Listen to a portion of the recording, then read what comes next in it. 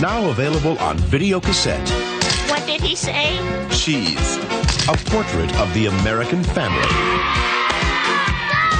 Rick Moranis. I'm shrinking. Tom Hulse. Bummer. Mary Steenburgen. Jason Robards. And Steve Martin. You feel like you want to throw up? Okay. In a Ron Howard film. Parenthood. Bring it home on video cassette from MCA Home Video. In a world where podcasts reign supreme,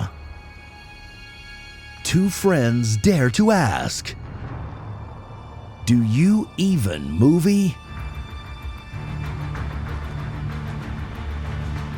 Hosted by filmmaker Henrique Couto and movie aficionado David D. Neuer.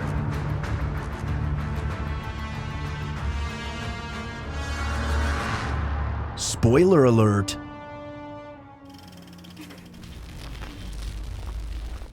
Hello, my dear friends, and welcome back to Do You Even Movie? I'm, of course, your host, Henrique Couto, here with my buddy and owner of two parents. Yes, that Double is true. D, David D. Neuer. Greetings, everybody.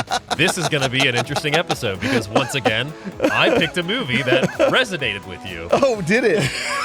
Oh, did it?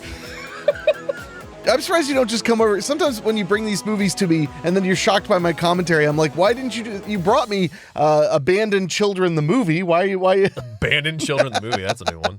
I mean, it just seems like a movie you would like. I mean, I would watch that probably, yeah. Yeah, probably so. Yeah. So we're here tonight with a very special episode, all about the film Parenthood. Yes, sir. And sadly, in order for Dave to get me to watch it, he tried to convince me this was about a bunch of parents who wind up in the hood. Parents in the Hood, yes. Which I was so excited about. Then we start watching it, and it's about feelings or something. Oh, it's majorly about feelings. And I don't know why it resonates with you so strongly, Mr. Two Parents, and it's all fine. I'm a sucker for a good story, especially when it compiles a bunch of stories together. And, I mean, it's Ron Howard. How can you dislike Ron Howard? Very easily. Really? Go ahead. Okay, well, first of all, I mean, when he was Opie on the Andy Griffith Show, I just wanted to sock him right in the head. I'm sure you're not the only one. And sure you're not the only one. No, I mean, I like Ron Howard's movies. I mean, I think he's kind of fallen off in the last 15 years. And we'll get years. to that, yeah, because but he had quite a go for a while. He absolutely did. And I may be wrong when you dive into his filmography. I always felt like he kind of peaked with Apollo 13. A couple films after that, but Apollo 13 was definitely a big one. But he's got a couple more. Let me double check. Yeah, he's got a couple more on there that were bigger titles. I'll be the judge of that. Yes, you will, because I didn't even realize some of the movies he directed later on. And also, he's majorly on like Prime and Netflix now.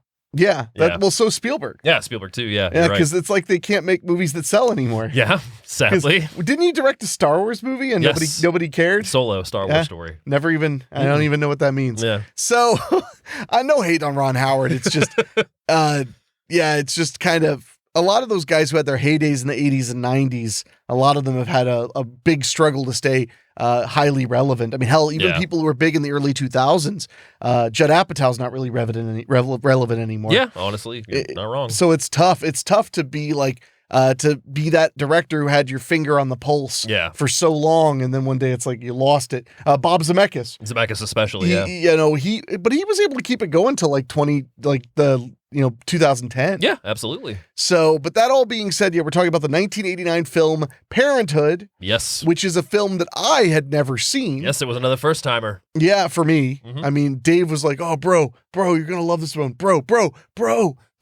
Just bro. I was heavy on this one, though. Yeah, but my defense, I wasn't the only one, because I know Patrick wrote in and said that we needed to cover it. So, Patrick, this is for you. And Derek wrote in, commented on Facebook or on YouTube, and was saying like it's one of his all-time favorites. Yeah. So, well, we'll see how wrong you all are. Oh, will we? Okay. But I guess it's time to dive into the pertinent deets on the film. So, Double D, take it away. All right, Parenthood, 1989, 2 hours and 4 minutes. The film is PG-13. Unfortunately, it did not give me a reasoning for the PG-13 on any other places. You don't think it was the swearing, the sexual humor, and the nudity? Well, I get that, yes, and scenes from a porno film, yes. I mean, I mean, you better have trivia about where that porno film came from within the movie. I don't have that trivia, but then I have plenty one of job. trivia. Uno trabajo. Trivia. Uno trabajo, David. So the director, as we mentioned, is Ron Howard. Ron Howard starts his acting career in 1956 on Frontier Woman. He does an episode of The Twilight Zone in 59. Then, of course, The Andy Griffith Show, where he played Opie in 1960. He appeared on Lancer in 1968. A couple episodes of Lassie in 1970. Did you ever think about the Howard boys? Like the dad's just sitting there and it's like, well, I reckon Ronnie should be the cutie pie on the Andy Griffith Show. And then he's like, and Clint there. Oh, Clint. Ice Cream Man. Star Trek. We'll put you on Star Trek as an alien. That they did. There you go, buddy. That they Don't bite did. my fingers, kid. We love Clint Howard here for the Oh, record, I adore too. Clint Howard. Yes, and of course Clint Howard is in the film as well. Well, of course it's a Ron Howard movie. Yes. Like, of course Clint is in there somewhere. So he does American Graffiti in 1973, The Spikes Gang in 74, Happy Days in 74 as well, Eat My Dust, where he starts working for Roger Corman, his first directorial, by the way, too. Eat My Dust was his first one? Or no, Grand Theft Auto. Yeah, was Eat My Dust, he acted in. He acted in, and then Grand Theft Auto in 77. He also does American Graffiti, or more American Graffiti in 79. So his first directing is Grand Theft Auto in 77. Then he does Cotton Candy in 78, Skyward 1980, Night Shift 1982. Have you seen Night Shift, by the way? I don't think so. So Night Shift is Henry Winkler, Michael Keaton, directed by Ron Howard, and it's basically Michael Keaton gives Winkler the idea for them to make money by using the mortuary where they work at as basically a brothel.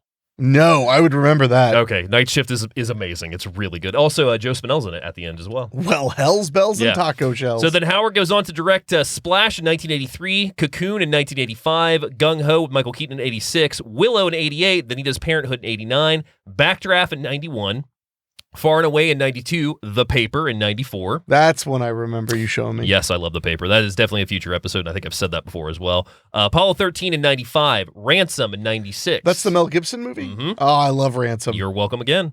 Ed TV in 99, How the Grinch Stole Christmas 2000, Beautiful Mind 2001, The Missing 03, Cinderella Man, The Da Vinci Code, Frost Nixon, Angels and Demons, The Dilemma, Rush, In the Heart of the Sea, Inferno, Solo: A Star Wars Story in 2018, Hillbilly Elegy in 2020, and recently for Prime, he did a movie called 13 Lives in 2022. I keep meaning to watch Hillbilly Elegy. I've just not gotten around to it. Yeah, I've heard it's good. And also, one thing I didn't necessarily forget about, but I had no idea. He's also named as executive producer on Vibes in 1988. Vibes? Mhm. Okay. Clean and Sober in 1988.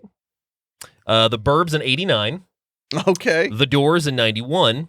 The Chamber, 96, Sports Night, the Aaron Sorkin series in 98, The Alamo in 2004, Changeling with Joe Lee in 08, and Cowboys and Aliens in 2011. Cowboys and Aliens. All right. We all remember Cowboys and Aliens. No, Do we? we? Don't. No, we don't. Okay, fair enough. So moving on to our writers, Ron Howard is credited for the story on the film. Then we have two writers that are Lowell Gans and Babaloo Mandel. They started on Happy Days in 1974. They co-wrote on Night Shift in 82, Splash in 83, Spies Like Us 85, Amazing Stories 86, Gung Ho in 86, Vibes 88, Parenthood 89, City Slickers 91, A League of Their Own 92, Mr. Saturday Night 92, City Slickers 2 94, Multiplicity, Father's Day, Ed TV, Where the Heart Is in 2000, Fever Pitch in 2005, and even The Tooth Fairy in 2010 with The Rock. Oh, yes. Wait, wasn't The Tooth Fairy originally with... Larry the Cable Guy's the sequel. Oh, really? Yeah, that's the sequel. Why for some reason I got it in my brain that one of the movies was The Tooth Fairy with Vin Diesel. And then one was with The Rock. No, I got that in my head. Yeah, I don't Larry know the why. Cable Guy does the sequel. Oh, but yeah, clearly the superior sequel. The Rock is the first. You're thinking of The Pacifier, by the way, where he babysits the kids. Yeah, and he's okay. like a Navy SEAL, I want to say. I like The Pacifier. I haven't seen that in a while. It's I've seen it. Clearly. fun. Yeah, I liked it. Cinematographer, welcome back to the show, Donald McAlpine, or Malpine. He was the cinematographer on The Adventures of Barry McKenzie in 72. Barry McKenzie Holds His Own 74. Patrick 78. Money Movers Patrick? 78. As in that one? As in that one, Exploitation is where this guy gets his start because I thought the first Patrick wasn't in Australia. I thought it was only the second one. No, first one is. Oh, Second one's okay. the Italian knockoff that nobody authorized to make. Oh, okay. I Yeah. gotcha. Money Mover 78, Moscow on the Hudson 84, Down and Out Beverly Hills 86, Predator 87, Moving 88, Parenthood 89, The Hard Way 91, Career Opportunities 91, Medicine Man 92, Patriot Games 92, Man Without the Face 93, Mrs. Doubtfire 93, Clear and Present Danger in 94, 9 Months in 96, Romeo and Juliet in 96, The Edge in 96 as well. These are all like very well-known, well-liked 90s movies, man. Stepmom in 98 and Moulin Rouge in 2001. So, like I said, we had him on the show previously with The Edge. This man has an incredible body of work, but you'll find out on this movie, everyone does. Well, it's almost like Hollywood threw a stack of money at it. Crazy, right? DVD synopsis says, Gil Buckman, a funny and loving husband who's also trying hard to be the perfect parent to his uniquely different kids. As Gil and the rest of the Buckmans discover, being the perfect parent often means just letting children be themselves. I don't think that's what they learned. My synopsis, attempting to raise their children in their own ways, 4 siblings of the Buckman family all face the ups and downs of life as they begin to figure out their own successes to parenting. I mean, I would have said challenges to parenting. Yeah, that's good. But stop the show. We got to start over. Okay, let's rewind it. I don't have a sound effect ready for this. Nah, I got nothing. Fair enough.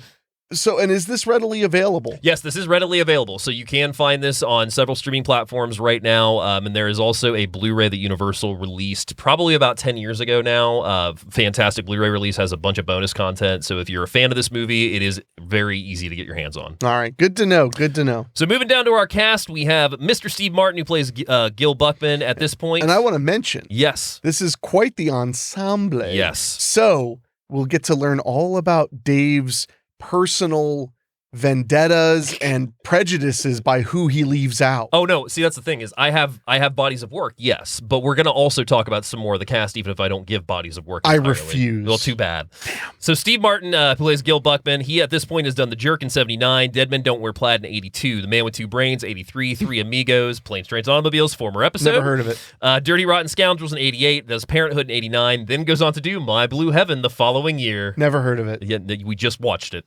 Yeah, but not for the show, so it doesn't even count. It's like it never happened. If we don't sit and talk about the movie for at least an hour on camera and on mic. Are you saying that there's not a chance we might do My Blue Heaven on the show?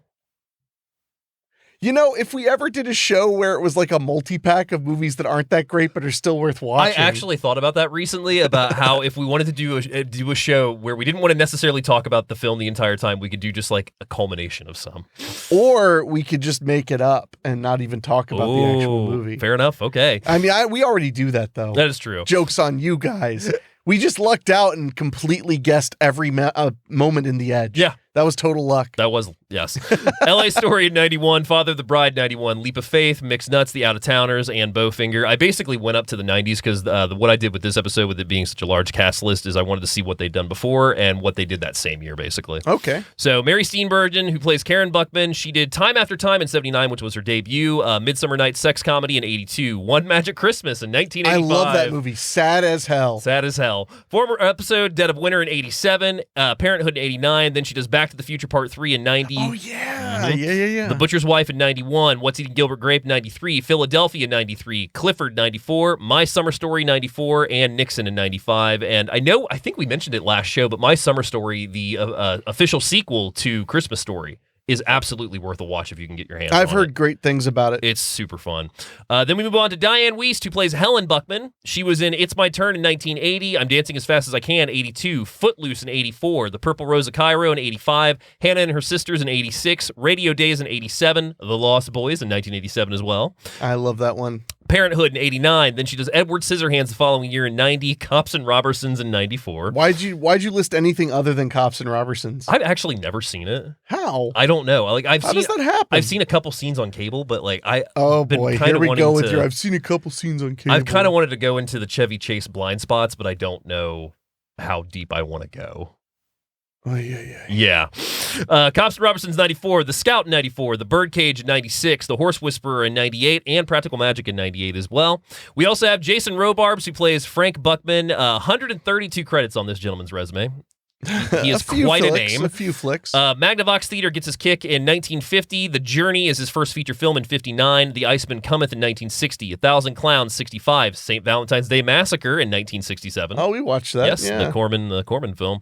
Once Upon a Time in the West in 68. Tora Tora Tora in 1970. Johnny Got His Gun in 71. Pat Garrett and Billy the Kid in 1973. A Boy and His Dog in 75. All the President's Men in 76, Cabo Blanco in 1980, Max Dugan Returns 1983, Something Wicked This Way Comes in 1983. Have you seen that, by the way? I have not. Oh, man, I need to bring that over. It's when Disney was doing those really scary 80s films like Return to Oz and like The Black Hole. Something Wicked This Way Comes is adapted from Ray Bradbury story, and Robards plays the protagonist. Does he play the Wicked or the Comes? He does not play the Wicked or the Comes. Oh. He plays the protagonist in it, and it's one of my favorite roles of his, and I wish more people would see that movie. And I think actually it might be on Plus now, so it may be more available than it was, because I had to get a copy from the Disney Movie Club, which is disbanding, by the way. Wow. Yeah. Inherit the Wind, 1988. Wait, that's the one with Jack Lemmon? Yeah. In the HBO movie. Yep. I love. You watched it in school, didn't you? We watched that version, and we watched the one from the 40s or 50s. Oh wow. The black and white one. Yeah. We watched both in school, and we did when I was in high school, we did an entire chapter or whatever you want to call it on the play Inherit the Wind, and then we watched 2 movie versions of it. Nice. And while I liked the original one, I'd probably like the original one more now. Jack Lemmon was just so good, perfect in Inherit the Wind that it left an impression on me for a long time. He's a great actor. I mean, we talked about him on Grumpy Old Men, of course, but Inherit the Wind is, I can't remember if it was a couple years ago or whatnot, but they put them both up on, I want to say it was Max, and I watched them like back to back, and those movies are super good. I mean, yeah, I like I said, seminal one for me. Dream a Little Dream in 1989, Parenthood in 89 as well. One of my personal favorites in future episode, Quick Change in 1990. We're not doing Quick Change. Oh, we are doing Quick Change. Good luck. I showed you Quick Change. No, you didn't. Yes, I did. The Civil War in 90, Adventures of Huck Finn with Jonathan Taylor, Elijah Wood in 93. You mean Fuck Him? I was thinking of Tom and Huck. You remember Tom and Huck? Oh my God, yeah, I do. Yes, I do. So Quick Change in 1990, Adventures of Huck Finn in 93, Philadelphia in 93, The Paper in 94, Crimson Tide 95, Beloved in 98, and one of his last features was Enemy of the State in 98. I think we lost him right at 2001, I want to say. Was that the full title, Enemy of the State in 98? Because it rhymes. 98. It's nice. I like it. Sounds like a Public Enemy song. No, it completely does. So as Enrique mentioned, we do have quite the cast. Listen to this, just a few to name out. Rick Moranis is in this. Tom Hulse is in this. Martha Plimpton, Keanu Reeves, and Joaquin Phoenix as Leaf Phoenix. This was the last film before he had changed his name to Joaquin. Well, he was like 15 or something. Yes, yes, he was. Allison Porter, who many may know from the early Pepsi commercials, and Curly Sue, which may or may not be a future episode as well. And I think that's mainly it for the big ones. But this movie is one really, really stacked cast. And, of course, Clint Howard. Well, and he plays a prick. He plays quite a prick. We'll get to him. Don't you worry. So, like we said, Parenthood is currently available. You can find it streaming. Of course, this was your first time watching, so correct. We'll get to you at the end. Oh, geez. Okay, fine. My first time watching this, this was a movie that was on cable a lot growing up. TBS and TNT played it a lot, and it was one that my parents liked, but they weren't huge fans of it. Like we even had a VHS recorded of it that had like Parenthood written on it in Sharpie. And I remember the only time that tape ever came out was when my sister informed my mom that Howie from the Backstreet Boys was an extra in Parenthood, and he's in the classroom scene at the end with Moranis and his wife. So that was the only time that tape ever came out. So I actually didn't see this in its entirety until 3 years ago. 2021 is when I saw this, because I actually checked my letterbox today because I was curious if I'd logged it, and I did. And I was really, really blown away by how good this movie was. It was one that I'd heard about, and people had said it was good, but it was played down to me just how freaking good this movie is, in my opinion. The culmination of the stories and the way it all plays out, I think, is some of the best writing, but also with Howard directing it, I'm not surprised. Yeah, you and your not broken home. Oh, my gosh. What? Just saying. I need to be more choosy about my choices. I mean, you're the one who was like, let's do a movie about family. Great idea, Dave. So are you ready to get into the movie then? Vaguely. All right, well, here we go. So we open with a shot of a young kid and his father attending a baseball game. We find out that the kid is young Gil, young Steve Martin's character, and his father takes him to the game. He sits him down, and then we see his father, which is supposed to be Jason Robards, go over to this usher, and he's like, hey, this guy's going to sit with you. Like, I got some business to attend. I got to go meet the guys. So the usher starts talking to the kid, and that's when they reveal that this is a memory of Martin's, because the kid starts saying like how he's like, I'm not a kid actually at all. I'm actually 35, and you're just a figment of my imagination. But he can't think of the word I want to use, but a core memory that I have where basically you culminated a lot of called people. him an amalgam. Amalgamy, yeah. And that's when we cut to Gil. He's at the game with his family. Mary Steenburgen is his wife, and she's like, the game's over. Are you ready to go? And that's when we see that they have 3 kids together. They're leaving the baseball game, and of course, they're carrying some of the kids. One of the kids is being dragged by them to the car. Very much 3 young kids. Yeah. And it's... we see them pack up the car. We see Mary Steenburgen wiping the kid's mouth, and they get in the car. And Gil is basically telling us that, he's 35, he's got a family, and that he's happy. And they're driving home, and his son starts singing a diarrhea song. And could you recite? I don't remember. You don't remember it? I don't remember it. What were you writing down the whole time we were watching the movie? All if not the notes diarrhea of this movie. song? That's what I was writing down. You seriously were writing down anything other than the diarrhea song? I said diarrhea song sung by Kevin the Son. That's what's written in my notes. Oh God, I can't remember how it goes. I'm blanking right now. You're making me very sad. You're pulling up the lyrics, so of course I am, because I'm a professional, unlike Dave. When you're sliding into first and your pants begin to burst, that's diarrhea. Diarrhea. When you're sliding into 2 and your pants are filled with goo, that's diarrhea. Diarrhea. When you're sliding into 3rd and you feel a greasy turd, diarrhea. Diarrhea. When you're sliding into home and your pants are filled with foam, that's diarrhea. Diarrhea. Is there more? You're getting in a state because you've left it very late. Diarrhea. Diarrhea. It comes out of your bum like a bullet from a gun. Diarrhea. Diarrhea. Runs down your leg like a scrambled egg. We're diarrhea. Diarrhea. It's not very funny, but it's very hot and runny. Diarrhea. Diarrhea. When you're sitting down in class and your teacher passes gas. Diarrhea. Diarrhea. When you're running from the police and you feel that anal grease. Diarrhea. Diarrhea. When you're sitting in your Chevy and your pants are feeling heavy. Diarrhea. Diarrhea. When you're sitting on the commode and your butt starts to explode. Diarrhea.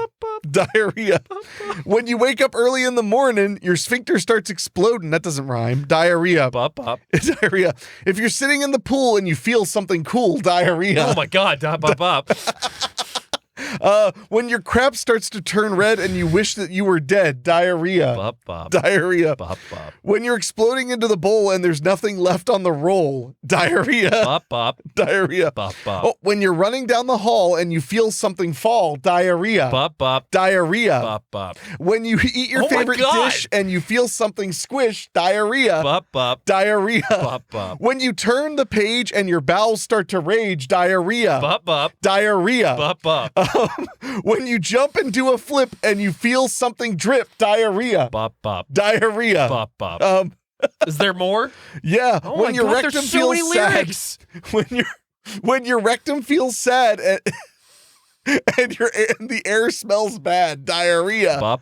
Diarrhea. I was walking down the lane and I felt a little pain. Diarrhea. Diarrhea. It goes down the gutter like a knife in bread and butter. Diarrhea. Diarrhea. Oh man, there's a lot more. There's a lot more. When you're feeling a little icky because your pants are brown and sticky. Diarrhea. Gross. Diarrhea. You're not feeling happy now because shit has come and got you down. Diarrhea. Diarrhea. You're trying to run to catch the train, but your ass is in too much pain. Diarrhea.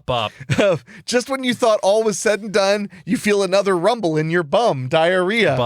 Hey, this song, were you singing this at the wedding, at your sister's wedding? My God, no, I was not. Thank God. When you're feeling a little blue, it starts filling up your shoe. Diarrhea. Diarrhea. There's like 20 more. There's so more lyrics to this song. So that's the song. You just want to get some sleep, but in your undies there's some heat. Diarrhea. You're just watching TV shows, then out your bum it flows. Diarrhea. You just went to take a piss, but from your bum you hear a hiss.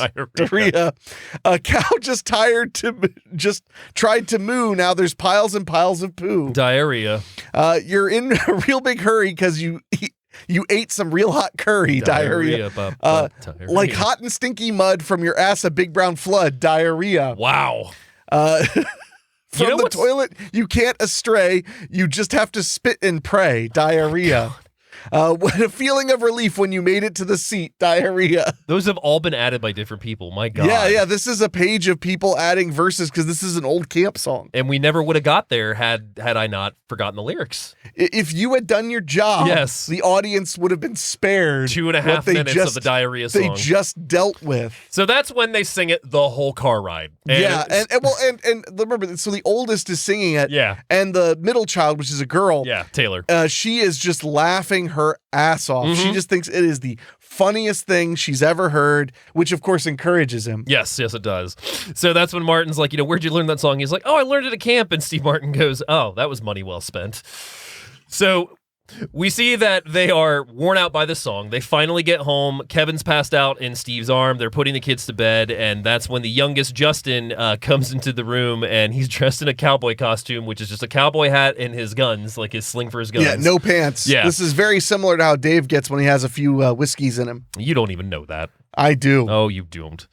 So that's when he's like, is that what you want to wear? You're going to be very cold to bed. And he goes to his daughter, and she's like, I don't feel good. And he's like, do you have to throw up? And then she pukes on him. Yeah, it is hilarious. It's just a sudden, wah! Yeah. And it just splashes on him. And then he sits there for a beat because he's like trying to kind of comprehend what just happened. Yeah. And then his wife's like, well, don't just stand there. Do something. He's clean it. But it's like he'd literally been puked on like 3 seconds ago. It's very funny. It's very funny. So that's when Gil and Karen settle into their bed, and they're enjoying each other's company. And Karen mentions that they have a meeting with the principal for Kevin on Monday because apparently Kevin is making faces that's concerning the staff.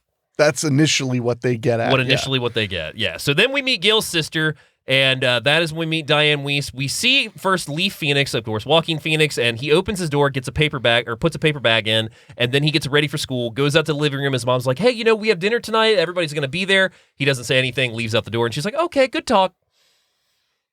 I mean, teenage kid. So that's when she goes into her daughter's, Julie's room, who's played by Martha Plimpkin, and she's talking to her about, your SAT scores are going to get you far. Hurry up, you're going to be late for school. So she goes out of the room, and that's when Keanu Reeves slides out from under the bed, who plays Todd in this, and he was hiding from her, of course, because he's been staying over.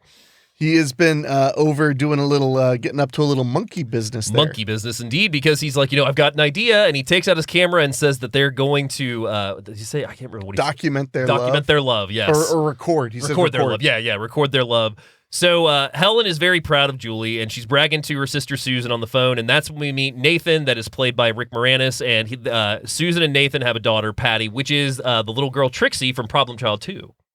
I was trying to recognize her. I was wondering she's if you were totally gonna from say Problem Child too. Yeah, and she is a gifted child because Moranis is like using all his time to like teach her French and all this stuff. Like they do flashcards. They do. Yeah, he's constantly teaching her things because he keeps saying that their brains are so much more able to learn things when they're that young. Yeah. So you have to like pound it in now. Yeah. So at the family gathering that night, Gil's father, Frank, which is played by Jason Robards, he's hanging out in front of the bar, and he asks Gil, he's like, what? Whose wedding was it that I got drunk at? And he's like, all three of them, Dad. And he's like, but wait, which wedding was it that I punched out the band leader? He's like, oh, that was mine. We have pictures of it, Dad. And we kind of get a feeling right away that Gil and his father kind of have an estranged relationship. Estranged is not the right word. Is it not? No, estranged would mean that they don't interact. Oh, okay. No, I would call it a strained relationship. Strained relationship. Yeah, and without a doubt. I mean, I can tell you the difference. I know it very well. Yeah, the difference between being estranged and strained. So he's got a big surprise for the family. And that's when he's like, okay, everybody get in. The big surprise is here. And that's when we meet Gil's younger brother, Larry, played by Tom Hulk. And Larry is absolutely the black sheep of the family. You could not have said that better. Yeah. And we get a feeling quick because Gil goes to, I think is it Patty that he says it to? I think it's one of his sons that he's like, that's your uncle. Don't loan him money. Don't give him any money. Yeah, to a little tiny child. Kid. I love that. Like, that's your uncle over there. Don't give him any money. Don't give him any money. So that's when we also, Larry's going around the room. He's saying hi to Buddy from the trailer. He goes up to his grandma and he's like, are you getting smaller? And she's like, I'm shrinking. And he goes, bummer. My grandma shrank quite a bit. Mine, I think, I had a couple that shrank, yeah. You're like, my grandma slept upside down like a bat, so she never had that problem. Never had that problem. No, my mother's mother just got smaller and smaller and smaller, and they were not big ladies to begin with. They were all pretty small. But yeah, she was like 4'8", I think. Like legally a little person. Absolutely, yeah. So Larry goes around the room and he's, trying to make peace with everybody. And that's when we see a kid peek in and he's like, I told you to wait outside. And that's when we meet his African-American son, Cool. Yeah, his name's just cool, isn't it? Yeah. Yes. Yeah, and this cute little kid with a big puffy afro. Very and he's cute just kid. stomping around. And that's when they sit down to dinner, and he tells him that he got Cool because he was in Vegas. He was dating a showgirl who they had kind of grown apart. And then 2 months later, she came to him and said, "This is your son. I have to leave the country because I shot someone. So here's your son." Here's your son. Here's your son. It's a story as old as time itself. And once again, they're sitting at the dinner table. They're all talking, and everybody, again, is just kind of uncomfortable around Larry. And we find out why, because Larry is back with another get-rich scheme. And this time it's Get rich quick. Get rich quick, yes. Yeah. And that's because he has figured out a way to get into hydroponics. And at first, Nathan's like, "Oh, man, that's a good business. Are you using this, and this?" And he's like, "Oh, well, that's discussion for the guy in the lab coat. I'm just the salesman." Yeah.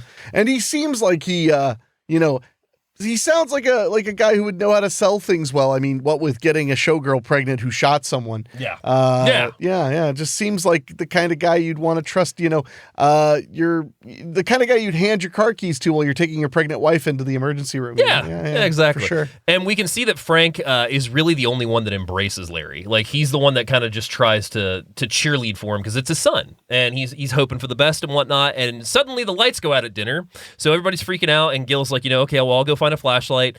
And he goes into Helen's room and he's like, well, this flashlight's not working. The lights turn back on and he's holding a vibrator. Yeah, which, I mean, you really shouldn't keep your vibrator in a common area I wouldn't drawer. think so. But maybe, times are tough and, she's been dealing with with quite a dry spell. So, hey. Diane Wiest is having a rough time. Yes. Yeah, well, yeah. So Gil and Karen go to Kevin's meeting with the principal, and that's when they tell them that Kevin is, Kevin's a bright kid, but we don't think he should return to school next fall. In fact, we're thinking that they should transfer him to a special school that deals with emotional kids. Yeah, apparently he's extremely sensitive. Yeah. He gets upset very easily, and they mention that the teacher is basically spending 20% of her time just working with him in a classroom of 38, which is large classroom. Well, I mean, I know you didn't grow up in a vast metropolis, and I was in a smaller town outside of Dayton, but I mean, our classes were very seldom 30, more than 30. We had at least 20, maybe 25. I mean, that's considered a pretty small class size. Yeah.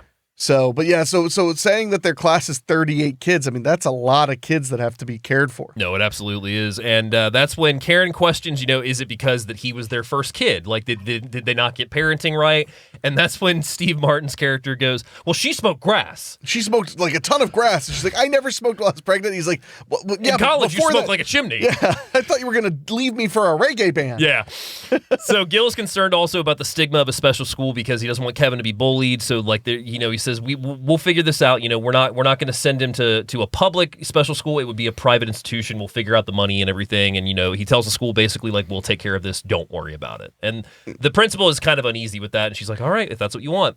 I mean, they understand. I appreciated the level of like direct honesty that Steve Martin's character went with. I mean, she just said like, it's not a big deal. He's like, the stigma is real. Yeah, no, I mean, it's very sweet that he says that because as somebody that had to go to a couple special programs because of I've been learning disabilities with math especially, it wasn't great when kids found out that I was going to the Sylvan Learning Center.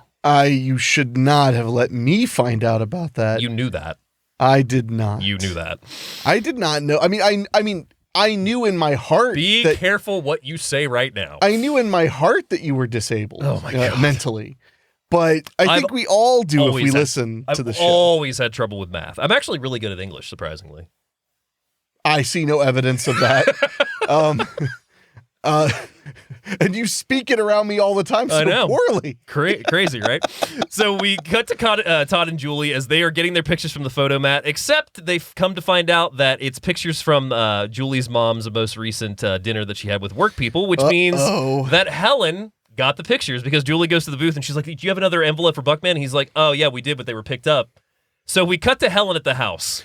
This scene was very funny, but it did feel kind of out of place almost. A little bit. She was being a little too funny. I think it's because it's early on in that you haven't gotten a full idea as to what her life is like yet. Because that's when she goes a little deeper with it. For sure. So Helen's at the house going through the pictures, and Julie comes home, and Diane Weiss in this part is just looking at the picture and she's like, oh, this one's going to be perfect for my wallet, and just flipping through them, commenting on them. And Julie's like, it's not what you think. And that's when she's like, I recognize the room. Like, you did this in my house. Like, you had sex in my house and took pictures of it. And she's like, oh, and I noticed it's Todd because his face is leaking a little bit in the shot. Yeah, his face is in some of these pictures. So they fight about it, and that's when she's like, well, at least I'm somebody having sex in this house. Yeah, at least somebody's having sex in this house. Which pisses Diane Weiss' character off, and she's like, how could you say that to me? I'm having sex with machines because I can't trust men, basically. Your father left me for somebody, and that's when we find out that they split, and that it was because dad found somebody else and also didn't want to give up the life to basically be with his kids. Well, he had more kids. He had more kids with another person, and he's also a successful dentist, because that will come up later. Well, and she mentioned early on that he doesn't want to work on his own kids anymore. Yeah. So Julie leaves telling her mom that she's in love with Todd and she's going to go live with him. He's got a job as a painter. They're going to get a house together. And that's when, right as she's packing up, Gary comes home and she's like, Gary, your sister's leaving. And he's like, oh, okay. And Diane Weiss goes, you see, you've upset your brother too. Yeah, you've upset your brother. He just literally, all right. He just walks right by. Yeah, walks right past. So Helen runs after her because when Julie goes to leave, Helen's like, if you walk out that door, don't you come back. Or, we're done. And Julie goes out the door and she chases after her. She's like, honey, if it doesn't work out, you always have a home here. Yeah. She's definitely, I experienced that as a kid. My mom, we never fought really, but my mother and my sister would fight some. Yeah. And that was kind of my mom's, she would get very emotional. But 3 seconds later, it'd be like, no, I'm still your mom. Yeah. So, be mad. And then it'd be like, but I'm here, so that actually really resonated with me quite a bit. Yeah. Because, she's like basically begging her not to leave and making a reminder, if you need anything, you call me. If you need whatever, you call me. And I found that very relatable and very realistic. I love the scene because the switch is so quick, and it's just like, I've seen moms do that before. Have you? I have. I weren't my mom, but I've seen moms do that. Why are you staring at me? I don't know. Mr. Your family's still married? God, so Frank and Larry are in Frank's garage as he shows off his car, because that's one thing I forgot to mention is that when Larry comes in, he gives his dad a car. So we get an impression that his dad's really into cars, and that is proven in the next scene where he spent 3 years working on a really nice car and got it completely renovated. He's like showing it off to Larry, and that's when Marilyn, his wife, comes out and she's like, Cool's done with his lunch. I was thinking you guys could take him out, and Tom Hall's character is like, no, it's fine. Just plop in front of the TV, like. We're busy in here. Yeah, plop in front of the TV. That's what he does anyway. So that's when Larry expresses to his dad that, he has the big plan and that he may need a little money to get back on his feet. And it's into the tune of $3,000. Yeah, he does the thing where he's like, no more than $3,000. No more than $3,000. Three tops. Yeah, $2,000, no more than $3,000. So we cut to Nathan and Patty as they are practicing karate in the front yard because when Larry was at the dinner table with them, I did forget to mention that the grandma was normally staying with them, but she is going to stay with Nathan and Patty for a little bit so Tom Holtz's character Larry can move in. Well, throughout the Frank. movie, she kind of gets bounced from house to house. Yeah. So they're practicing karate in the yard, and Susan comes home saying that she has an idea for a trip to Mexico, and Nathan's excited, and he's like, this is so great, and he's like, hey, Susan is like, we could leave Patty with Gil. And he's like, I don't know about leaving Patty with Gil. Like, I don't know if that's going to be good for her. He's like, hey, why don't we take her with? Like, this would be a great opportunity to go ahead and get her instituted on Spanish and, start her learning even more so. And Susan's like, I thought it could just be us. And he's like, it will be. We'll get 2 bedrooms. Yeah, and then she says, which one will I be sleeping in? Yeah. But one thing that's important to mention is he looks at Gil's kids as like, he's afraid that they'll catch. Yeah. Like that his daughter will catch stupid from them, basically. That's like his big fear, which makes him hard to like. Well, because they had an early exchange before the dinner where he was showing Gil that Patty can recognize like the square root of what, like 8,906 or something like that with drawings of dots, the square root of this. And it was funny because they cut back to Justin Gil's son, and he's eating the dots off the paper. Yeah, he's just peeling the dots right off the paper and eating them. So at the office, Gil finds out that he didn't make this partnership that he's counting on and that they're looking at another guy. And he opens up to his boss about how, I can't put in more work right now. I can basically do what I'm doing because my son, I need to spend more time with my son. I feel like I'm overworking and my son needs attention right now. And his boss is like, that's your decision, but we haven't decided on partnership yet, so you still have time to figure this out. So Gil leaves, and we see Kevin and Gil at the movies, and they're hanging out, playing arcade machines, and that's when Kevin asks, Dad, why am I seeing a psychologist? And Gil tells him it's nothing to worry about. He takes his mind off it as best he can. He's like, some people just go through problems sometimes. We're just trying to do what's best for you. And hey, you got your birthday coming up. Yeah. And he's like, can Cowboy Dan come to my birthday? And he's like, who's Cowboy Dan? And he's a Western impersonator that does balloon animals. Right. So we see Frank then showing Cool his car, and suddenly Larry is thrown out of a speeding car right outside the house. Yeah, I love the way he recovers, too. He just rolls under the grass and then just gets up. Hey, Dad. Yeah. Is dinner ready? And it's really cool because this is the first time that we see Robarb's character and Cool talking to each other, because Robarb says that hilarious line because when he was talking to Larry in the garage, he talks about how, like, this is a car that I got laid in for my first time. He says the same thing to Cool, and he's like, Cool. That's a story for another time. That's a story for another time. He's like 5 or something. So he gets thrown out of the speeding car, and Julie returns home, brought by the police for panhandling, confessing that she left Todd because he changed his mind about the house painting plan and that he's going to race cars instead. She didn't want any part of that and told him it was stupid, and Todd said that he was not going to let some bitch ruin his life. I mean, when you're right, you're right. So we see Diane Wiest and Julie have this really cute scene together, and she's like, let's go eat a lot of ice cream, and they're going over the things, and that's when Todd rushes in, and he's like, we need to talk, and she's like, no, get away from me, Todd, like, I don't want anything to do with you. She runs out of the house, and of course Helen is right behind him, smacking him with the newspaper because he's hurt her little girl. Yeah, until he says, "You're my wife." You're my wife. What? And then she's like, she turns and starts hitting her daughter instead. Yeah, because they got married 2 days ago. Yeah, of course they did, because why wouldn't you? So she starts hitting her, and that's when Todd confesses they got married, and he says, I was under pressure from my brothers, but I told them, like, it's you and me, like, I'm not doing that anymore. I'm going to go do the house painting plan. So everything's on the up and up now. We have the happy couple. Definitely. So we cut back to Gil at Kevin's baseball practices. We see Gil is taking over the Little League coaching. He assigns Kevin to second base, telling him, don't worry about it. The best thing out there is to go and have fun, because the kids aren't really keen to Kevin playing second base. Especially that one kid, which actually turns out to be Clint Howard's son. Yeah, that kid's a little shit. He is a little shit. shit. The apple doesn't fall far from the shit tree. So he tells him, there's going to be catches you catch, and there's going to be catches you don't catch. Just go out there and have fun with it. That was one of my favorite moments of the whole movie. Yeah. He just takes a moment with his son. He says, hey, there'll be catches you catch, and there'll be catches you don't catch. Just go out there and play. Yeah. And his son just lights up. And is so happy to get back in the game. And that's when Gil fantasizes at being at Kevin's graduation. I think it's college, because he's like, we're welcoming the valedictorian to the stage, and like Kevin gets on the stage, adult Kevin, and is just like, I can't do anything but thank my father for, inspiring me and telling me I could do it. And so Steve Martin stands up, who's completely in old makeup. Like they've got him so olded out in this shot, and the whole audience is applauding for him, and we just kind of see that Steve Martin's taking this all in. But that's when they cut back to reality, and they need one more out to win the game, and Kevin unfortunately misses the pop fly, and the team immediately turns against him. So then Gil has a new nightmare, as we see Kevin has climbed the roof of this building and is shooting a rifle at people. Yeah, it's based on the clock tower shooting that happened a few years earlier. What does he shout? My dad, oh, God, I can't remember, but like he's like, Kevin, I told you, like, son, it's going to be okay. Hey, that's a nice shot. That's a good shot you made. He's holding a bullhorn, and the bullhorn gets hit by a bullet, and he goes, great shot. And then he turns to the cops, and he's like, it's important to positive reinforce them. And he also starts singing the diarrhea song into the megaphone before the cops pull him away. Get him to come back. So at the Huffners... And how did that diarrhea song go? Oh, God. Hold on, I have the page still up. No, I'm just kidding. 3 minutes of it in this episode already. So at the Huffners, Nathan finds out that Susan poked a hole in her diaphragm because he takes her diaphragm and pours water through it, showing her that he knows. Well, I mean, that's not a very smooth move. Take it from me, your lifestyle coach here at Do You Even Movie. It's not okay to trap people in a pregnancy. Mm-hmm. It isn't. It's not. So Susan wants to have... Where's your counterpoint? Oh, I got no counterpoint. Oh, I thought you'd be like, actually, it's pretty all right. I got no counterpoint. Okay. Never mind. Whoa. No. Oh, why would you even start? I had a scare once that turned out that it was not a scare at all, and she was just trying to get me to stay with her. Oh, yeah. That's not that shocking, honestly, especially with the genre of woman. Thanks, bud.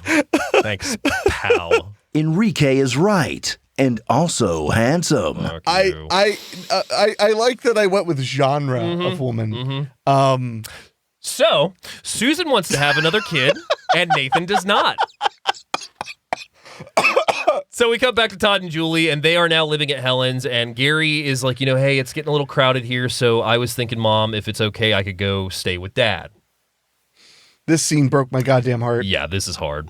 So she's like, if you want to go stay with your father, I'll give you his number. And she's like, he's probably at the office right now. So we see Gary call his dad, and we see him ask for his father. And at first, his father thinks that he's another son. Yeah. And he's like, no, Dad, it's Gary, your other son. He literally says that. And that's when he tells him, I was thinking, maybe I could come stay with you for a bit. And he's like, oh, at least 2 months. And we hear silence, and he's like, oh, okay. Hangs up the phone, and that's when he tells his mom that he does not think that staying with him would be a good idea right now. And Helen watches this in horror. And I mean, yeah, well, she in my opinion, she watches it with a hopeful attitude, but she just can see her son just kind of have his dreams crushed by the whole thing. When he gets crushed, I mean, she literally looks at looks and goes, it's "Oh sad. shit."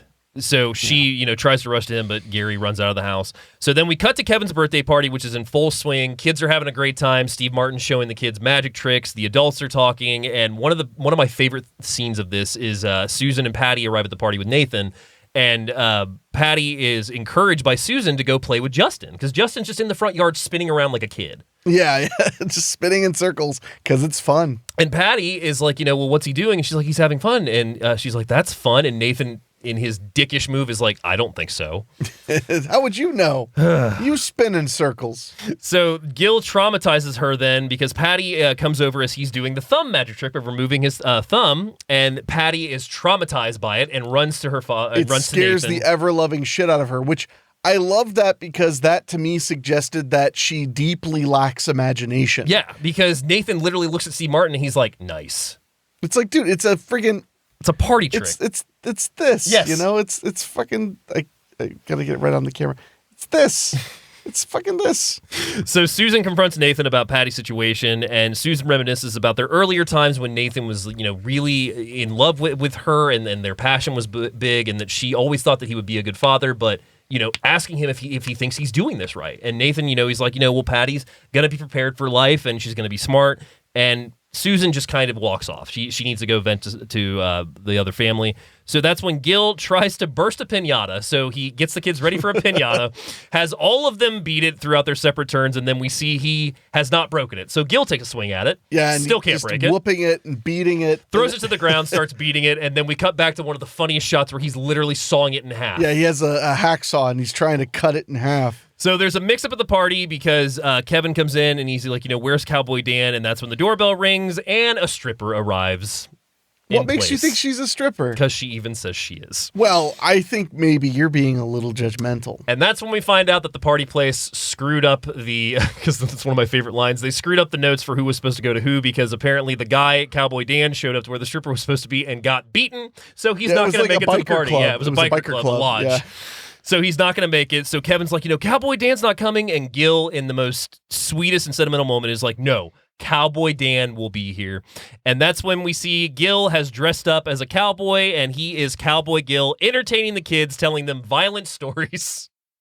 Well, they just love it. He's like, I shot a hole in him this big. And the bigger the hole gets, the more the kids are like cheering. He's like, and their guts were everywhere. And I slipped in their guts and rolled in them. They love it. He's like, that's what I do. I blow a big hole in somebody, and then I step in their guts. Yes. And the kids are just like, eating it up. Yeah, hell yeah. And that's when he starts doing balloon animals. He's like, here's your lower intestine, which Steve Martin, by the way, is a real life magician. So you see him do balloon animals on the movie. And he's really good at it.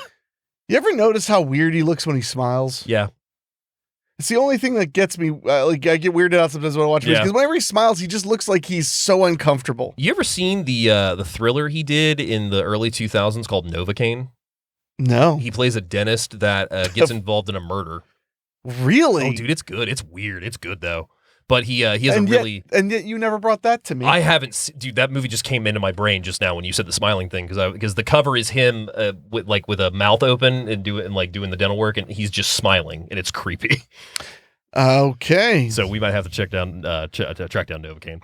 So he wins the party over. The kids have water gun fight with him, and the last thing he does is he brings out Kevin's cake, but of course he's riding a horse while he does it. And Karen walks over and she's like, will you please get off the horse? And he's like, no, I've got to make my exit. So he's like, I'll see you kids later. Rides off on the horse, only for the horse to jump the hedge and knock him off. Quite a fall. Luckily he didn't break his neck. So that's when we see later that night that Kevin is in bed, and he asks his dad, hey, Dad, do you think I can come work with you? And he's like, why do you want to do that? He's like, so I can see you every day. So Kevin's as happy as can be. Like, the party went off without a hitch. Yeah, it was a really wonderful little moment. And that's when we cut to a dentist office as we see a window smashed, and we see a person go into the office and just start trashing it completely.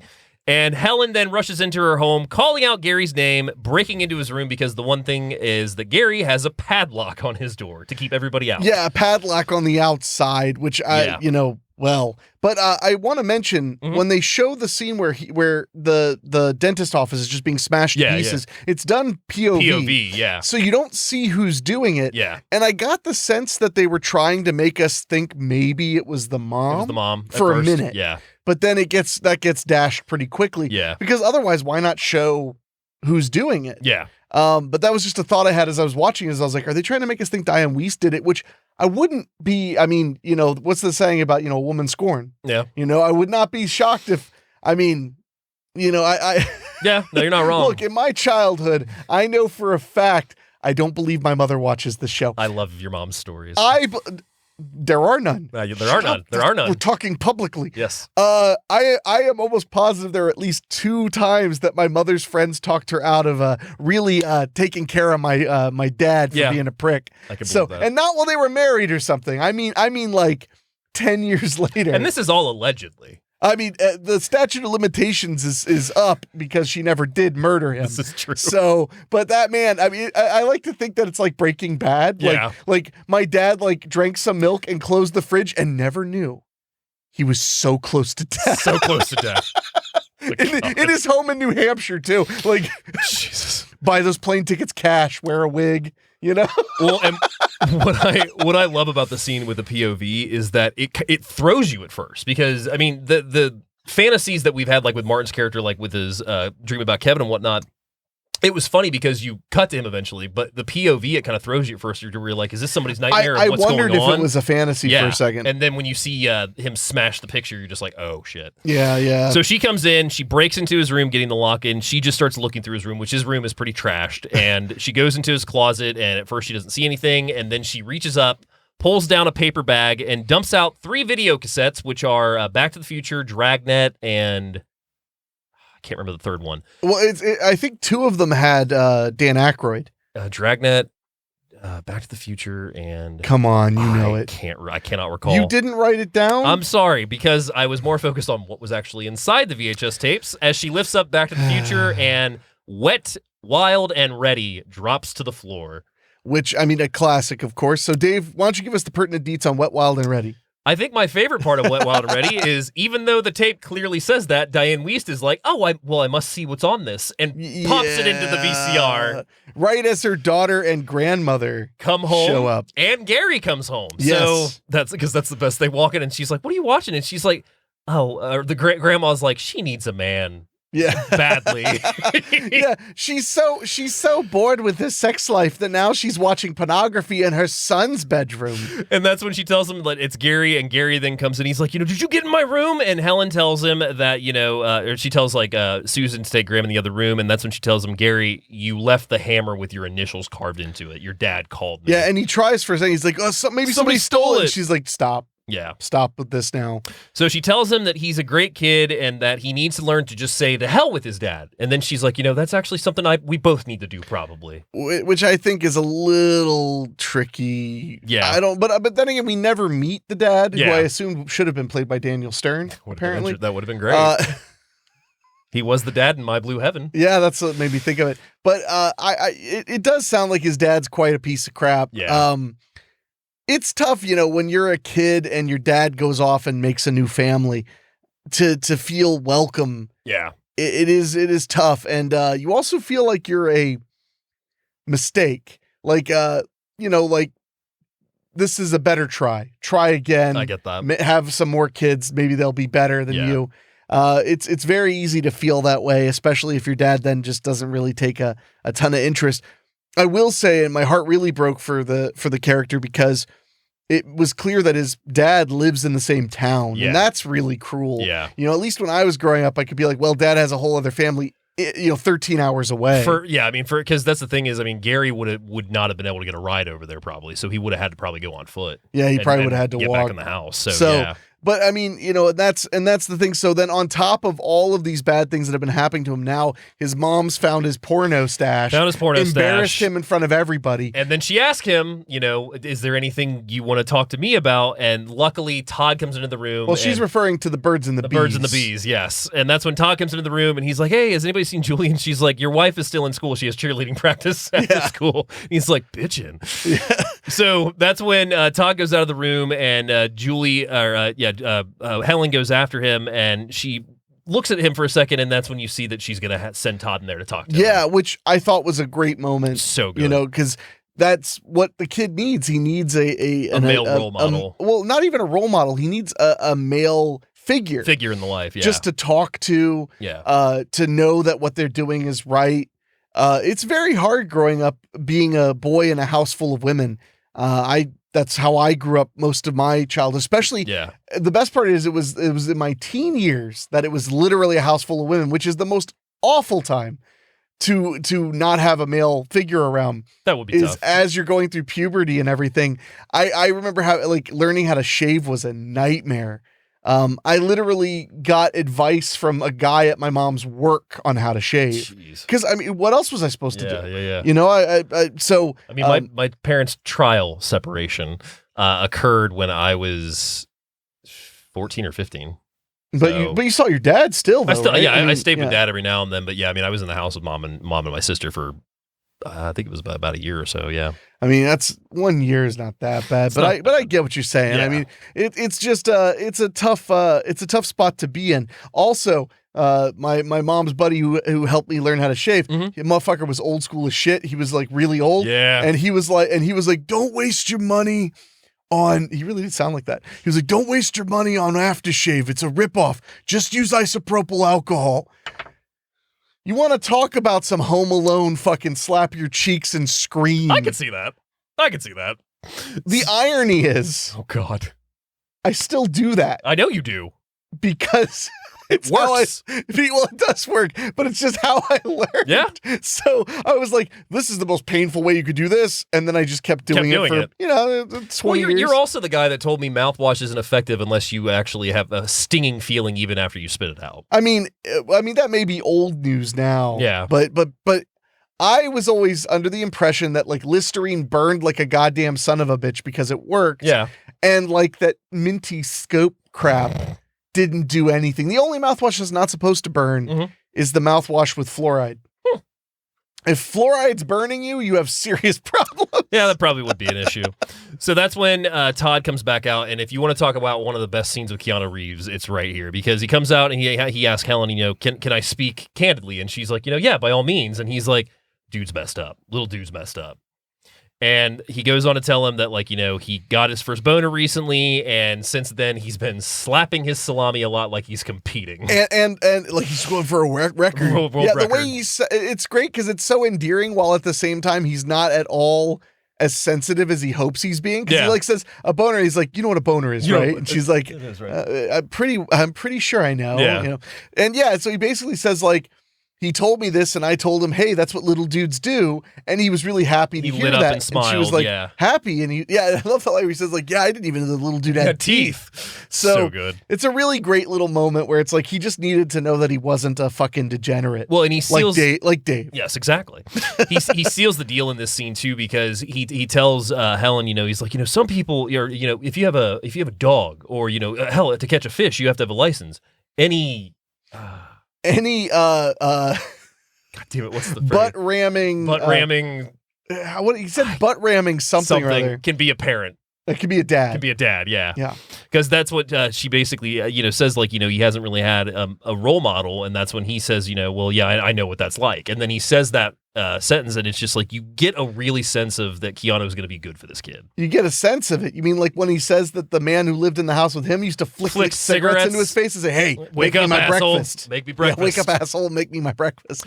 So Frank goes to the garage the next day, and he finds that his car is missing and that there's no Larry. So he then goes to a Chuck E. Cheese place where he's meeting up with Gil, Karen, and the kids. And Kevin has been bullied by a kid that apparently took his quarters. And also Kevin realizes that he left his retainer on the table, and now it's no longer there. And he just starts freaking out, making a scene in the restaurant. Now, I'm going to tell you something right now. Yes. Losing a retainer, and when you're a kid, killed. That's no joke. No, Did you wear a killed. retainer? I didn't have a retainer, but I had I had a couple things. I had the one you had to crank with the key and whatnot. And You had a pallet spreader? Yeah. Well, you can't take that out. Can't take it out, but no. Oh no, it was a retainer. Shit, I forgot for a second. Yeah, I had when I got my braces off, I had my retainer, and yeah, I did lose it a couple times. Oh my God. Screamed at. Not lost as in like it was gone. It had fallen behind the bed, and I did not know it was there because it was on my nightstand. But I gave my parents a heart attack and got yelled at for it. Yeah, because they are like $200. $200. That's cute. For a retainer? Oh God, it was like $5. That's just what they told you, Dave. Either way. I know what a retainer costs, trust me. Well, this is also $89, and they say it's $200 then too. Yeah, but I know because literally I've bought a new retainer. How recent? 6 years? Okay, fair enough. Yeah, no, it was about $200. Okay, or fair $180, $200. Oh, well, mine was made with gold. That's probably why mine was Oh, it was a golden my retainer. My parents love me. It's very similar to the dog. A golden retriever is a golden retainer. So he freaks out, making a scene in the restaurant. They're trying to calm him down, and that's when they have Frank and his wife take Kevin home, and we see that Karen and Gil are in the back of this restaurant going through all the trash cans. Yeah, they're digging through, and it's disgusting. Yeah, and they have a nice dialogue where they're talking about, why is he so nervous while Martin is like rubbing his hands like crazy. Gil is like, he's not getting better, is he? And she's like, well, did you think that coaching Little League and throwing him an amazing birthday party was going to fix it? And he's like, no, I didn't think that. And he's just washing his hands. He's like, yeah, I did. Well, then he's like, where does he get all this? Where does he get being so neurotic? And he's super neurotic. Super neurotic. And I really connected with this part of the movie the most, believe it or not, because not only am I a latchkey abandoned by my father, but I was a deeply neurotic child. I could see that. Yeah, thank goodness that didn't follow me into adulthood. No, not at all. Yeah. Thanks, Dave. You're welcome. That hurt. Friend for 10 years. I've picked up on things, but also you've picked up on things of me. I try not to. So, I try to forget. So Frank takes Cool home, is taking Cool home with his wife, and that's when he pulls up and sees that Larry is putting his car back, trying to make it seem like it was there the entire time. Yeah.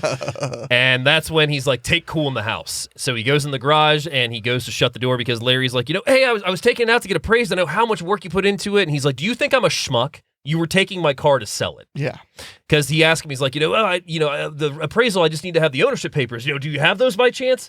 So Larry's just being a full-on shit right now. Yeah, and that's when he finally reveals what was going on with that car and everything. Yeah. He reveals that he owes $26,000. $26,000 and bookies debts. are going to kill him if he doesn't get it. And that $3,000 his dad gave him, he took to the racetrack to try and grow it. Yeah.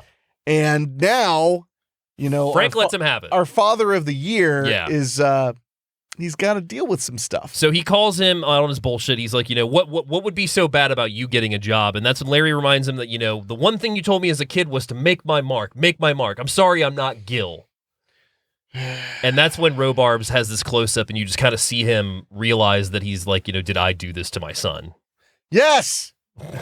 Is that you Is that you in the garage? That's me smoking a cigar on the other side of the garage. No, well, and that's the sad thing though, because this kid is clearly the dad's favorite son, favorite child. Yeah, and even he's like, I'm sorry, I'm not Gil, and it's like, dude, Gil doesn't really hide that he doesn't like his dad much at all. Like, he's pretty open about it. So that's when we see Nathan is working with Patty on Elements. They're doing flashcards, and Susan pops in, and she's like, hey, I made some new flashcards, and he's like, oh, great, Mommy, that's a great idea. And she's like, can I show them to you first? Yeah. And this is great. So she takes the flashcards, and the first one says, don't say anything. Yep. I love you. You're beautiful to me. It is not Love Actually. Then what did it say? It said, I'm leaving, basically. No, it literally said, I'm leaving Yeah. you. It said, like, this is the only way I get your I can attention. get your attention. I'm leaving he's like, you. oh, honey, this is basic for her. Like, Yeah, she's this already is got this. too basic. And that's when she says, I'm leaving you. And he's like, you're leaving? And then she pulls up one that says, yes. Yes, yeah, the next card says yes. Yeah. So we see Helen going on a date with a guy named Mr. Bowman, and she opens the door as Todd and Gary rush out, and they're wrestling. They're roughhousing. Yeah, it's a super sweet scene. But then Julie comes in, busting Todd because she was going through his trunk and found his helmet, and he is racing again, and that's when he confesses that his brothers split with all the painting supplies, so this is the only way that he can make money. Yeah, now. he was supposed to start a painting business, but his brothers also wanted him to race. Yep. And they also kind of wanted him to be a shit to his wife.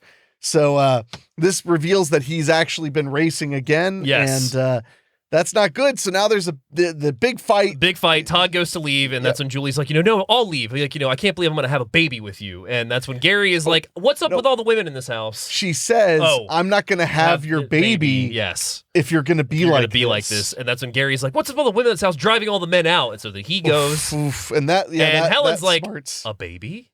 Yeah. And she's like, I went to Woodstock. I can't be a grandma. And one of the best things is Mr. Bowman looks at her and he's like, I was at Woodstock too. And she goes, I knew you look familiar, and takes a shot. Yeah, it's good stuff. So good. Yeah. So that's when at work, Gil finds out that he is not making his partnership. They apparently do not see that he's put in the work, and they're going to give it to another guy, and he's pissed. So he just goes on and quits his job. He fucks right off, goes back home, and he tells Karen, and that's when Karen says, well, are you sure you can't get it back? And he's like, I pretty much told them I'm done. And she's like, I'm pregnant. So she confesses that she's pregnant, and now Gil and her have a fight about the financial situation, and he makes one of the most ridiculous comments, which is, women have choices, men have responsibilities. Well, I don't think that's a ridiculous statement, because men are, generally speaking, extremely responsible for most things that happen. I will say that, yes. I'm not saying that means women are without responsibilities, without requirements, that's not the point. Well, but the reason is, from Steve Martin's character standpoint, you look at what he's doing. Yeah. He's working this job, super long hours. He even mentions that he got, he closed a ton of accounts. Yeah. So he's been working his ass off and doing Little League and looking after the son, trying to make sure he's okay. And from his perspective, his wife is getting to do more of a relaxed way of doing things. That's from his perspective. So from his perspective, what he's really saying is like, I am stretched all the way out. That's really what he's getting at. Yeah. And Karen's like, okay, well, then if that's the case, then you have the baby.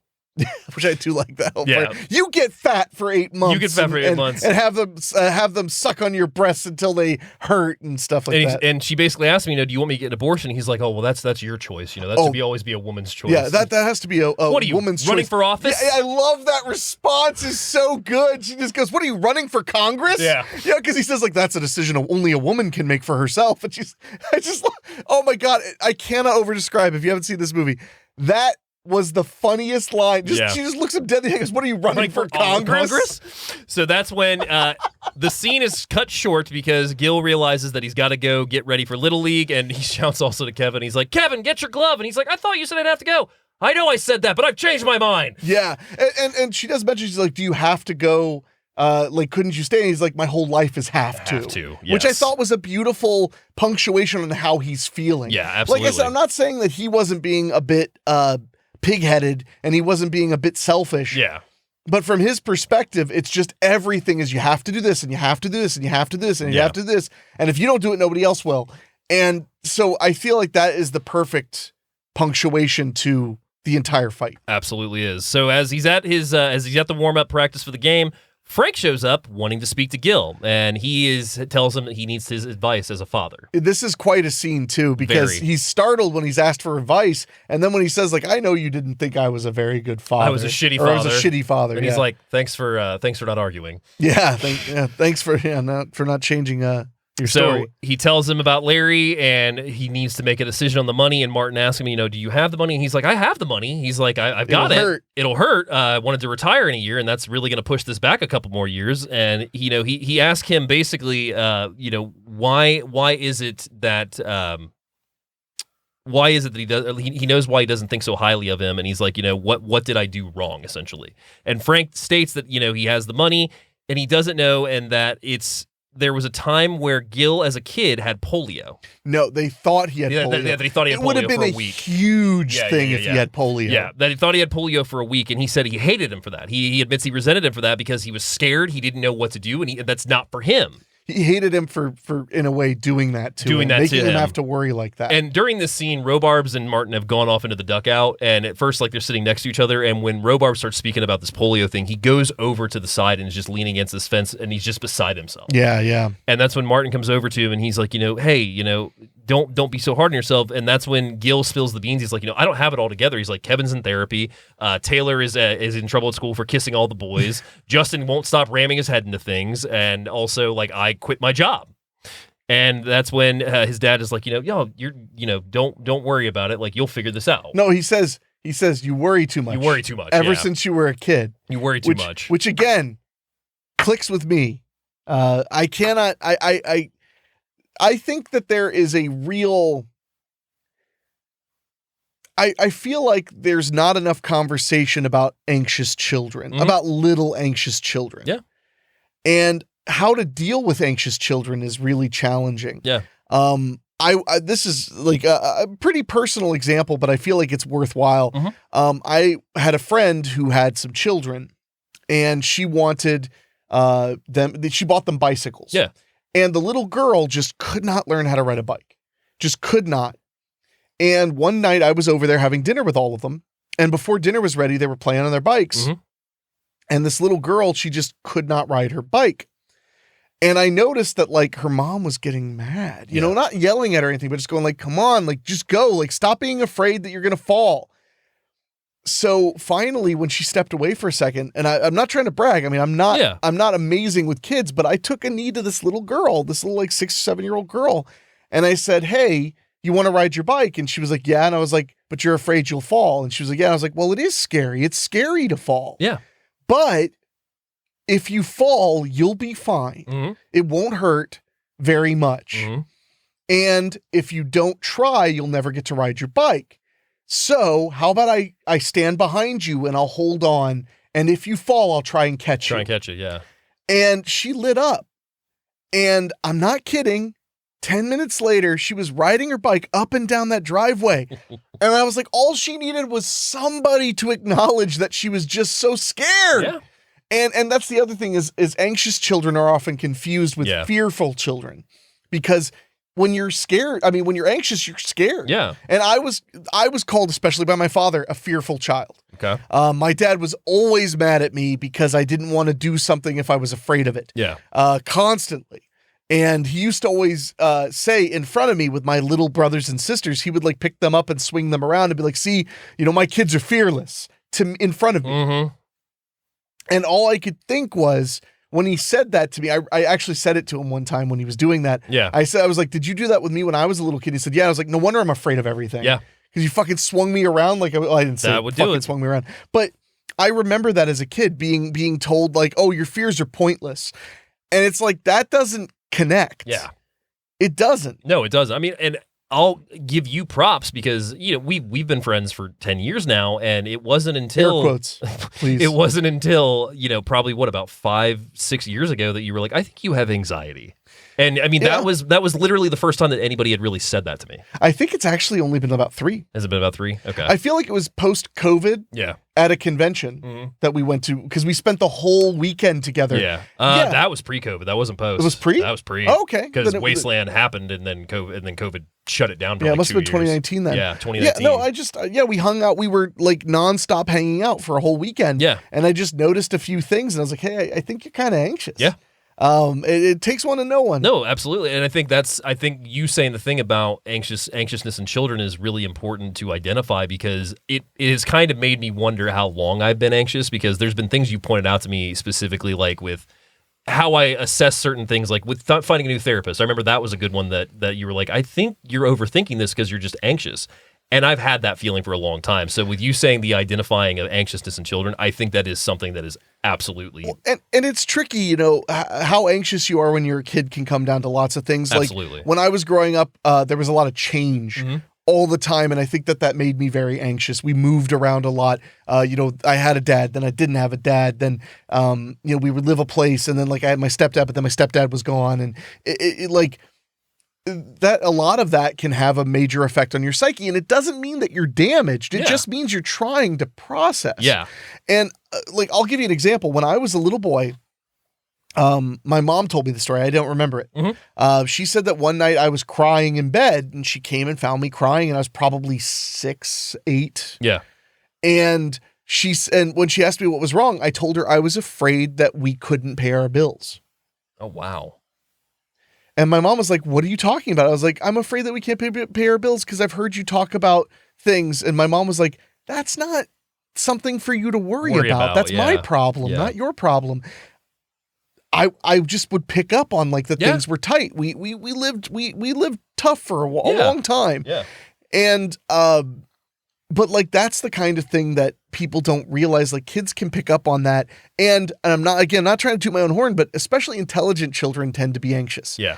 Because if you're developing a little bit faster, that means that you can understand more things to be concerned about. Yeah, I can see that. Earlier. I can definitely see that. I've often said that being a smart kid is not necessarily a blessing. It'd be nice to be kind of stupid till you're like 12. Yeah. That way you can maybe have some fun. Yeah. I was not a fun kid. I did not have a lot of fun. Yeah. I was an anxious mess. I made life for my stepdad super difficult because I would never want to have fun. Oh God. I'm fully aware of it. Yeah. And I remember when I was a kid how afraid I was of so much. I totally get that. So it's a tough thing, and I didn't mean to go on a huge tirade, but I do think that it's a valuable thing. And honestly, to see a movie from 1989 kind of express that, kind of blew my mind and made me really happy.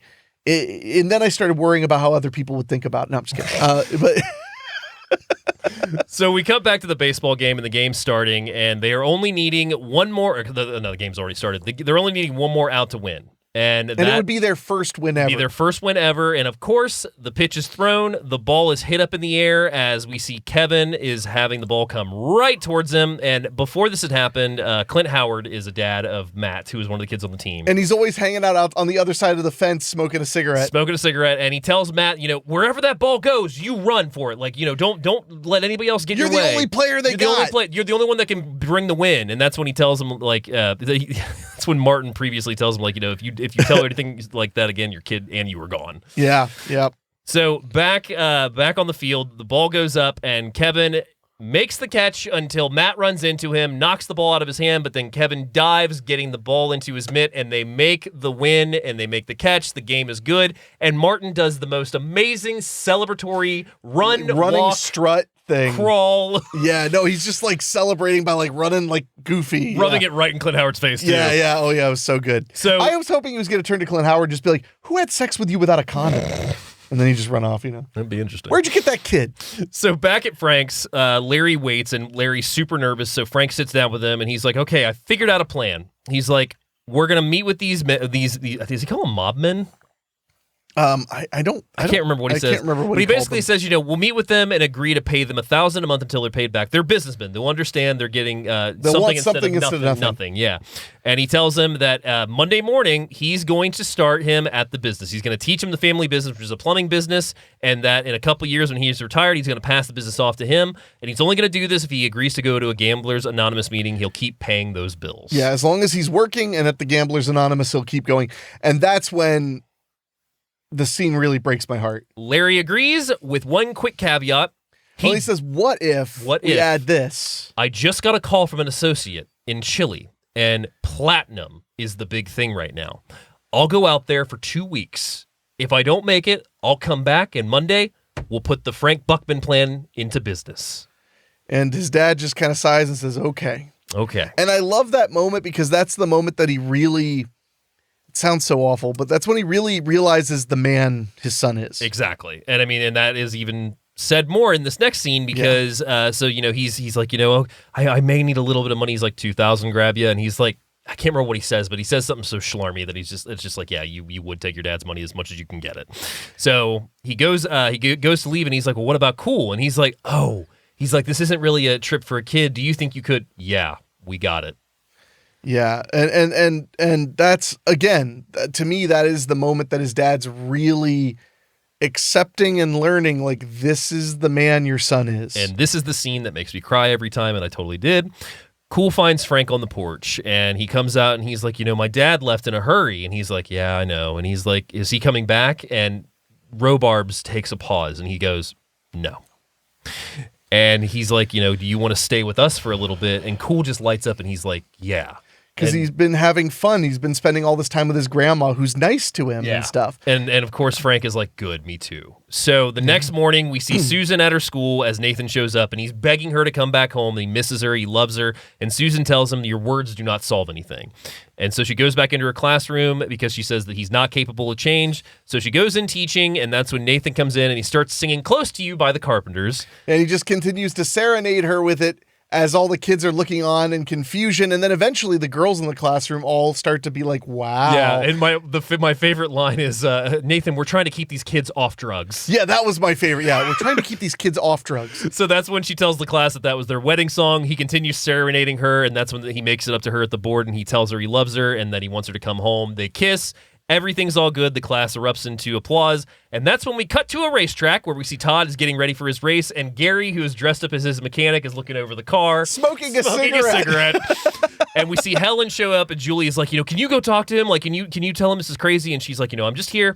So then the race starts. Todd loses control of the car, crashes into the side of it, and the car flips, rolls onto its side. Helen, Julie, and Gary race onto the track. The race crew frees Todd from the wreckage. He's fine.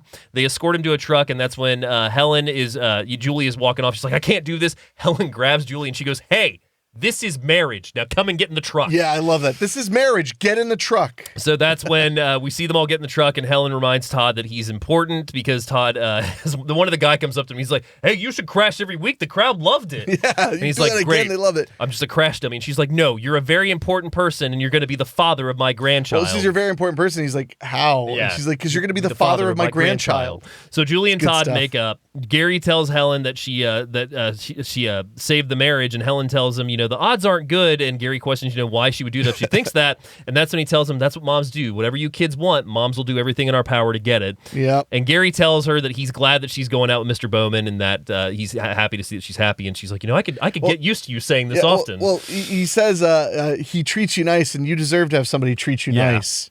Yeah. So back at the house, Gil and Karen are getting ready for one of Taylor's plays, and that's when Gil tells Karen that he really loves her, and she's like, I know. And he's like, no, I really love you. Yeah, it's a really beautiful moment. And he also says that, Dave was so happy when I called him. He offered me a corner office and a raise, admits his happiness, and like he's riding high from the game, and she reminds him, life's messy, but we get through it. So that's when Gran comes in, and she says, your grandfather took me on a roller coaster once. And talks about how it excited her, it scared her, and everything. Because of the ups and downs.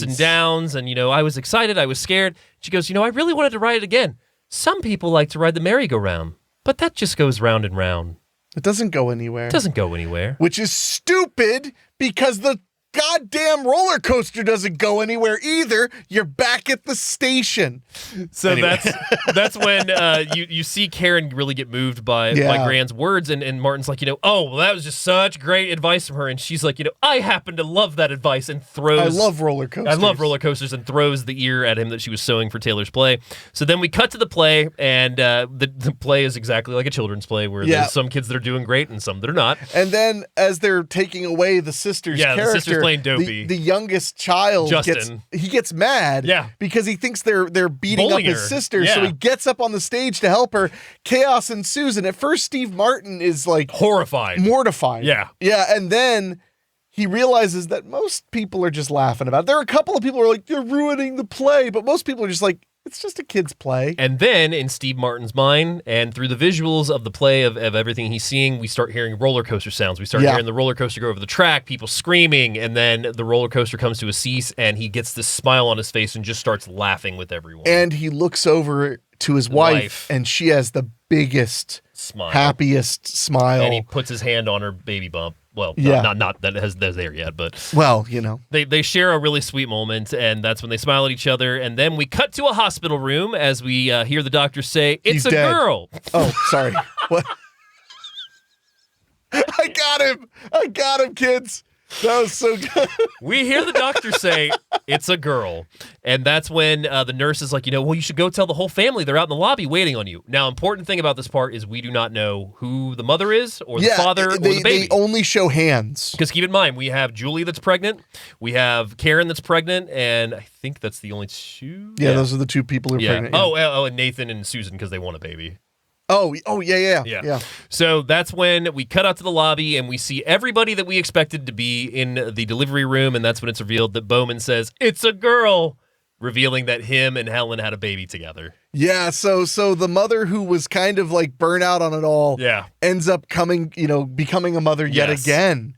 With her new husband or boyfriend or whatever who is kind to her. And through that first visual of the lobby, we see Gil and Karen have their new baby already. We see Julie and Todd have their baby already. And they look like they're a little over a year old. Yeah, maybe. a little over a year old. And that's when the family starts celebrating. Of course, Frank's passing out cigars to everybody, even the kids. I love when he removes the no smoking sign off with a lit cigar in his mouth. Yes. And we see Nathan Nathan playing with Patty like a normal kid. Like he's got these ears on and he's just like playing with her and being goofy. And we see that Frank rips down the no smoking sign, lighting up. Gil's changing the new baby. Julie sits with Todd as he's holding the baby. And then Helen holds her baby. We see her smile. And that, my friends, is the end of 1989's Parenthood. And I know what you're thinking. Why not a happy ending? Such a good movie. Such a good movie. It is a good film. You want to hear some fun trivia? I do not. Too bad. Damn it. So the budget is $20 million on this. Okay. What do you think the opening weekend was and the box office was? I'm going to need a hint. So this was a big, big, big hit. Okay. I was just going to say hit or flop. Yeah. Opening weekend? Yep. 28. 10 million.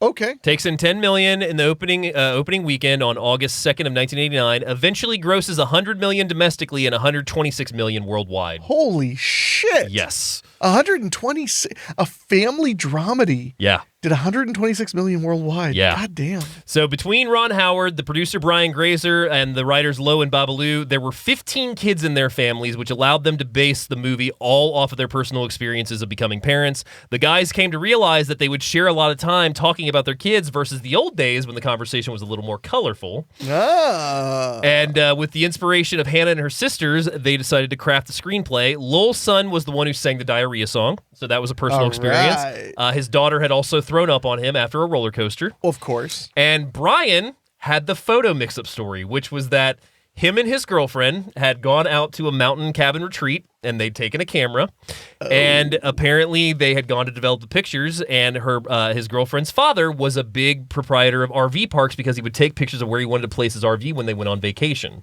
Oh, Lord. So he goes to pick up the photos, and it's nothing but RVs. And then the father did not speak to him for a year. Fair enough. Because the father got those photos. Well, sheesh.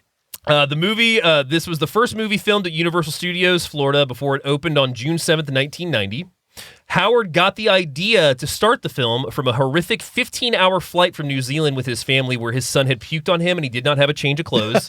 Kids were running all over the airport as well as the plane, and he was so frustrated that when he got in the car, he calmed himself down and started crafting the story points in his head as he was driving home. Jeez. Talk about turning chicken shit into chicken salad. Dan Aykroyd, Michael Keaton, Robin Williams, Tom Hanks, Bill Murray, Chevy Chase, Tom Selleck, Billy Crystal, Tim Allen were all considered for the role of Gil Buckman. I could see Keaton especially. Tim Allen. I don't know. Robin Williams might be good, but maybe too much. I don't know. He can be subtle. Jeff Goldblum turned down both roles of Gil Buckman and Larry Buckman. Goldblum would have been a weird choice that early in his career. For Larry, though, he would have been perfect. The fuck up? Oh, yeah, he'd be great. Yeah. Yeah. Martin's famous run at the baseball game after his son makes the catch was a one take with no rehearsal. Martin came to Howard the day of filming explaining that he had a walk he'd been working on and wanted to incorporate it. He guided Howard on how to set up the camera so all the action could be captured in the one take. Okay. During filming, the cast became obsessed with playing the murder game, a game in which one person who is the murderer has to find a subtle way to kill the other players simply by looking at them without giving themselves away as the murderer, and they would wink.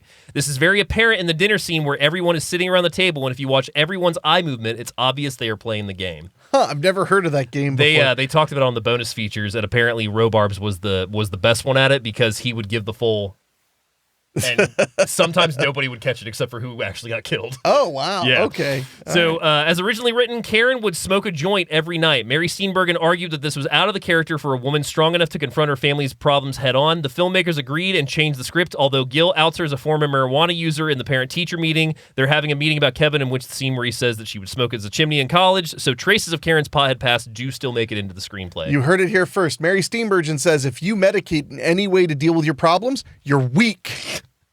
Pathetic. Robards and Holst's famous scene in the garage with the car was not originally so intimate and lengthy. After one take, Lowell and Babalu requested Howard send the two back to their hotels for several days, apologizing that they did not realize how good their chemistry was on screen, so they went back and wrote in more scenes for the screenplay. Oh, wow. Yeah, they talked about that in the bonus features as well.